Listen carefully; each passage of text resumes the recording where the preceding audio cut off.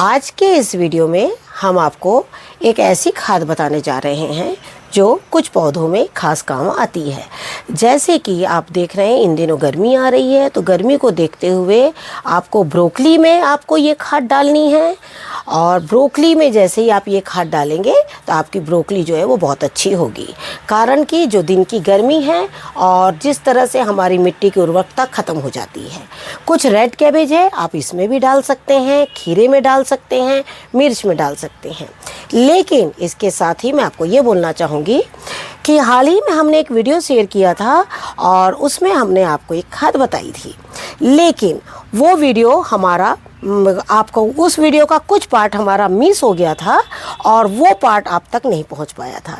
लेकिन मेरे कुछ ऐसे ऑडियंस जिन्होंने मुझे ये बताया कि आपका ये वीडियो पूरी तरह से कंप्लीट नहीं है, और उसको ध्यान में रखते हुए जब मैं अपने गार्डन पे आज वर्क करने जा रही हूँ तो मैंने सोचा क्यों ना आपको अच्छी तरह से वापस उस चीज़ को बता दूँ, जिससे कि जो आपका पार्ट जो आप तक के नहीं पहुँच पाया वीडियो का पार्ट, उस चीज़ को मैं फिर से कंटिन्यू करूं और आप अपने पौधों पर इसी तरह से वर्क करते चले जाएं।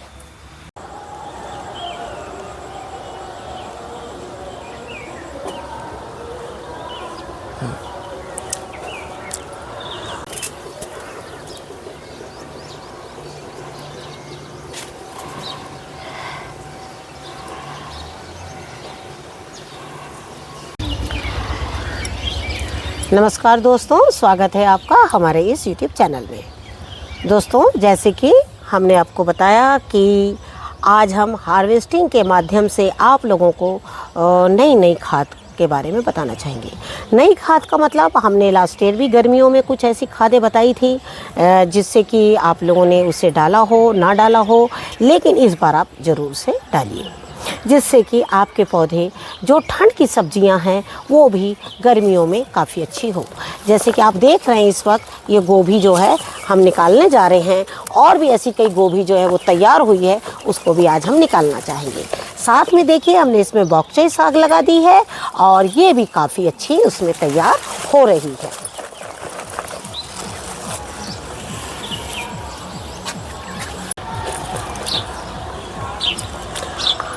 आपको आज हम एक चीज़ भी बताना चाहेंगे कि जैसे आप हम सभी जानते हैं कि अब मौसम जो है वो थोड़ा गर्मी का हो गया है। तो गर्मी का होने से क्या हुआ कि जब गोभी और कई लोगों ने ब्रोकली लगा रखी होगी, गोभी लगा रखी होगी, तो क्या होगा कि जो पौधे हैं ना वो उतने अच्छे से जो फल है वो आपके नहीं दे पाएंगे। तो आपको क्या करना है, अब इनमें थोड़ा सा खाद का इस्तेमाल करना है। खाद डालने से आपकी बाकी जो पौधे हैं गोभी के और बंद गोभी के, इसको तोड़ दें। तो जैसे आप देख रहे हैं ना कि ये गोभी जो है इतनी अच्छी कैसे हुई है। हमने तो मिट्टी में गोबर मिलाया, जो खाद डाला, लेकिन इसके पहले जो मैंने खाद डाला है उसके बाद जो इसका ग्रोथ हुआ है वो मैं आपको आज दिखाऊंगी।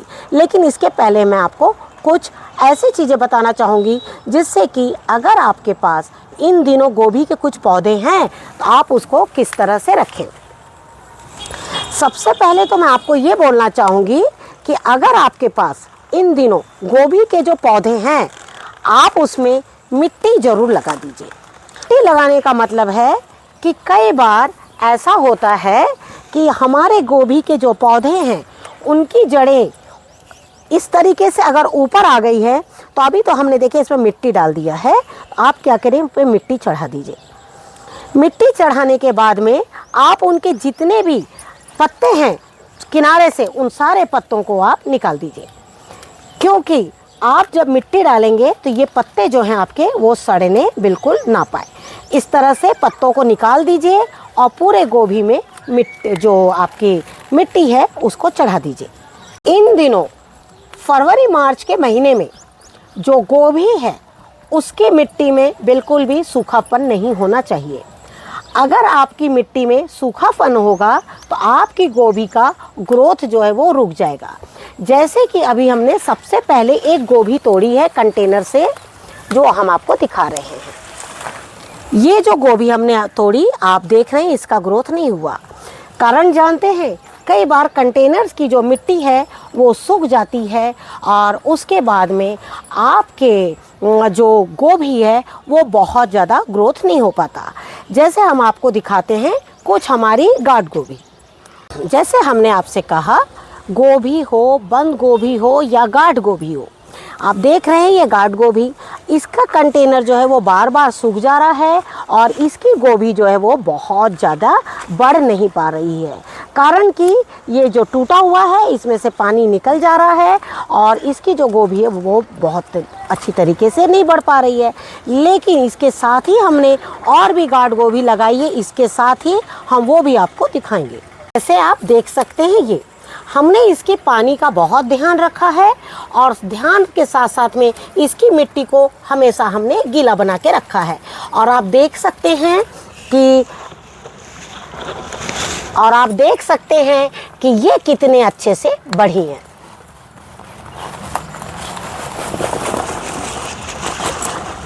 ये देखिए, जड़ बिल्कुल नहीं है, लेकिन आप देख सकते हैं कि ये कितने अच्छे से बड़ी हुई हैं। साइज से भी कंटेनर भी हमारा ज़्यादा बड़ा नहीं है।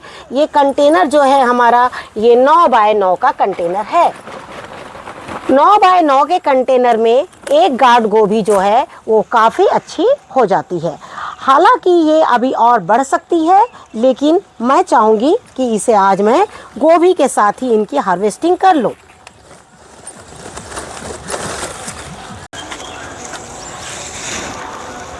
तो जैसे हमने आपसे कहा कि गोभी है, बंद गोभी है, गार्ड गोभी है, इनके आपको ज़मीन को बिल्कुल भी सूखा जो है वो बिल्कुल नहीं रखना है।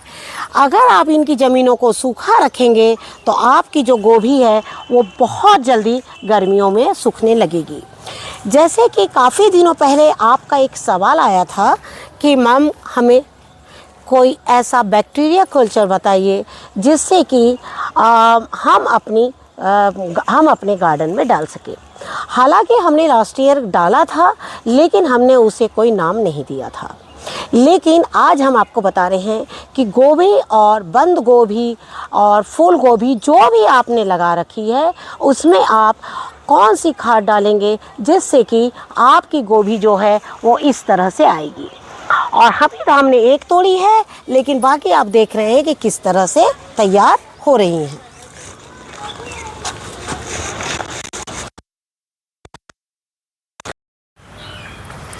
तो चलिए हम आपको फिर से एक बार बताते हैं कि किस तरह से आपको खाद को मिलानी है।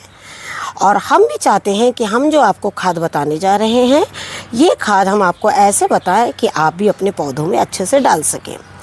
लेकिन कई बार क्या होता है, कुछ ऐसी गलतियां हो जाती है, कई बार एडिटिंग में हो जाता है या कई बार बहुत सी ऐसी बन जाती है वजह कि जो कुछ ना कुछ चीज़ें छूट जाती है, लेकिन हम नहीं चाहते कि छूटे। तो सबसे पहले आप देख रहे हैं ना, ये बाल्टी में हमने जो है चावल पीस के रख लिया है और ये बिल्कुल तैयार है। और इसके पहले भी हमने आपको बताया था कि चावल को कितना लेना है।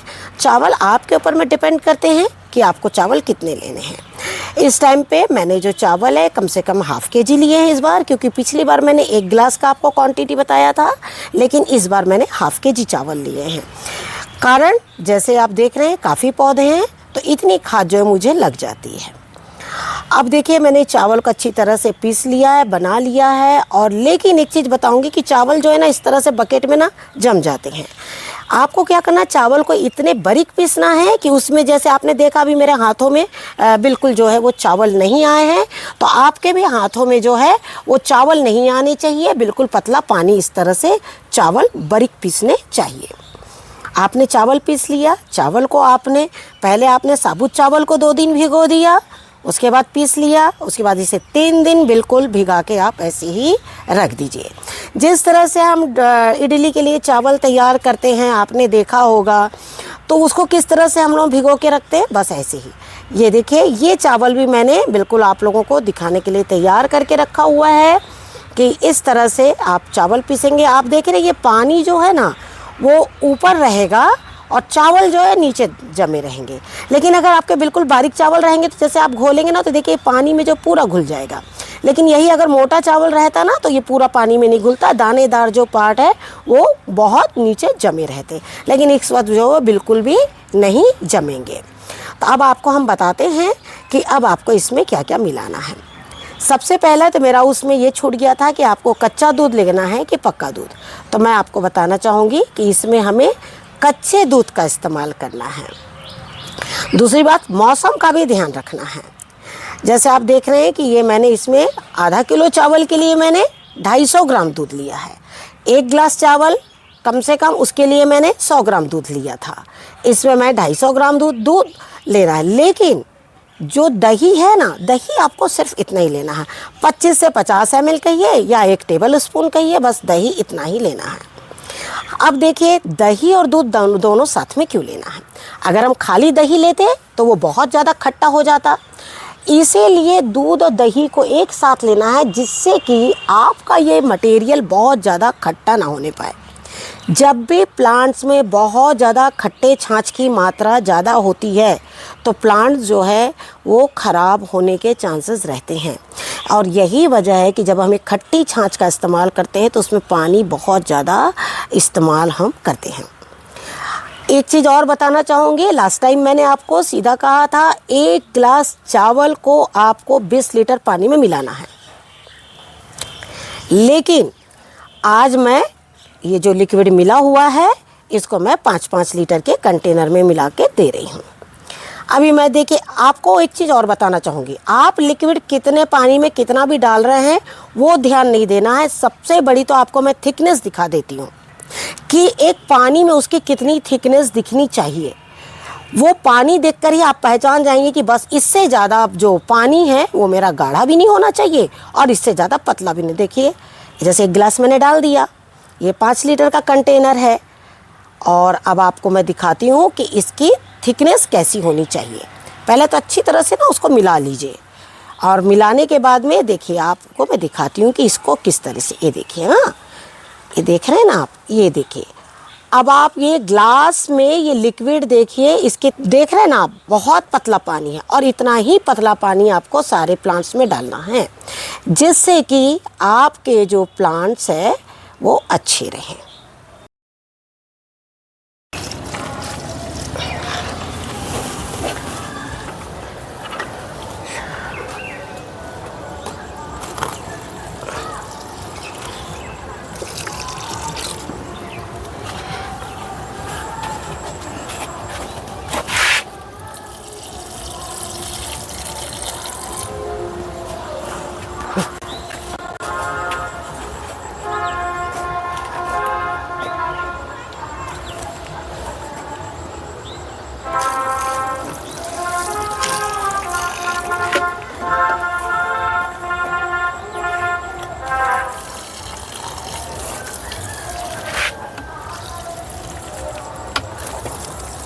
आप देख रहे हैं ये रेड कैबेज है, मैं रेड कैबेज में भी डाल रही हूँ इस तरीके से। और अगर आप इन कंटेनर्स का ध्यान रखेंगे तो इनमें भी गोभी जो है आपकी काफ़ी बड़ी हो जाएगी। और ये देखिए इस तरीके से पूरा ब्रोकली है, ये हमारी यहाँ पर ब्रोकली लगी है कुछ ब्रोकली में, और इस तरह से आप पूरे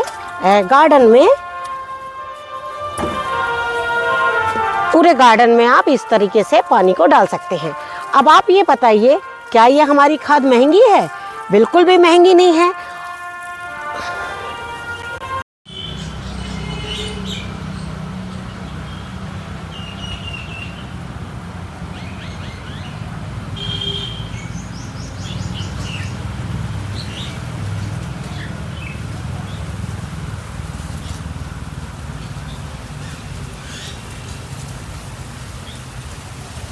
जैसे आपने देखा कि हमने ये जो खाद अभी आपके सामने डाली है और जिस तरह से हमने गोभी की हार्वेस्टिंग करी है, इस खाद का एक ही फ़ायदा है कि ये आपके मिट्टी में ऐसे बैक्टीरियाज पैदा करेगा जिससे कि आपकी मिट्टी बहुत उपजाऊ हो जाएगी। आपने अब तक की हमारी हार्वेस्टिंग देखी है कि भी किसी भी हार्वेस्टिंग में कोई भी कीट जैसी चीज़ नहीं है, और आपने देखा है कि छोटे छोटे कंटेनर्स में किस तरह से काफ़ी बड़ी बड़ी गोभी जो है वो तैयार हो रही हैं। तो जैसे आपने देखा कि हमने आपको एक छोटी सी खाद बताई है, और इस वक्त शादी ब्याह का मौसम बहुत चल रहा है तो शायद थोड़ा डिस्टरबेंस हो सकता है आप लोगों को, लेकिन प्लीज़ ध्यान से आप सुनिए और इस खाद को अपने पौधों में ज़रूर इस्तेमाल करिए। आगे आने वाले 2 महीनों में आपकी गोभी आपको मार्च ही नहीं अप्रैल तक इसी तरह बड़े फूलों के साथ में आपको मिलती रहेंगी। Thank you very much. नमस्कार। जय हिंद, जय भारत।